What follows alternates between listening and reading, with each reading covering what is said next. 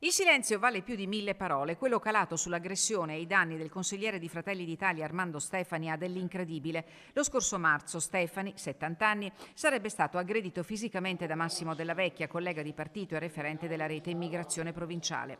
Ma i loro ruoli amministrativi nella vicenda sono marginali, così come nulla c'entrano screzi politici. I due si trovavano nell'ufficio dell'assessore al turismo Paolo Luciani per discutere di questioni legate a un evento pubblico.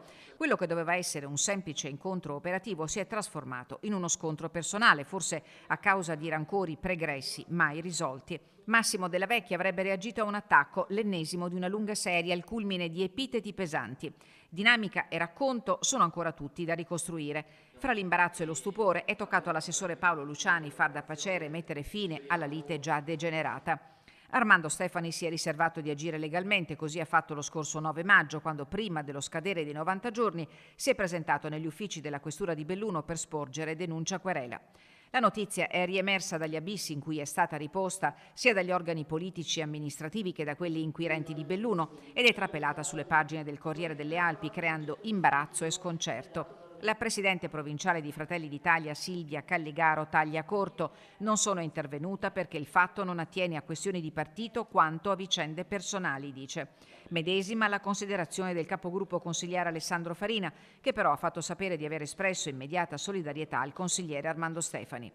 Il fatto in sé è e resta grave ed è per questo che, interpellato sulla vicenda, interviene il sindaco Oscar De Pellegrin. È una notizia veramente che mi ha fatto dispiacere, perché io credo che un'aggressione sia sempre un atto molto brutto e quindi va tale preso per quello che è. Io esprimo piena solidarietà al consigliere Stefani, anche perché poi è nella mia maggioranza, e ora aspettiamo le indagini che seguiranno prima di trarre qualsiasi conclusione. Daniele Tormen, legale di Massimo Della Vecchia. Siamo alla fase iniziale delle indagini e ancora non è nota alcuna formulazione di imputazione, ci ha detto, considerando inappropriato sul piano difensivo qualsiasi altro commento.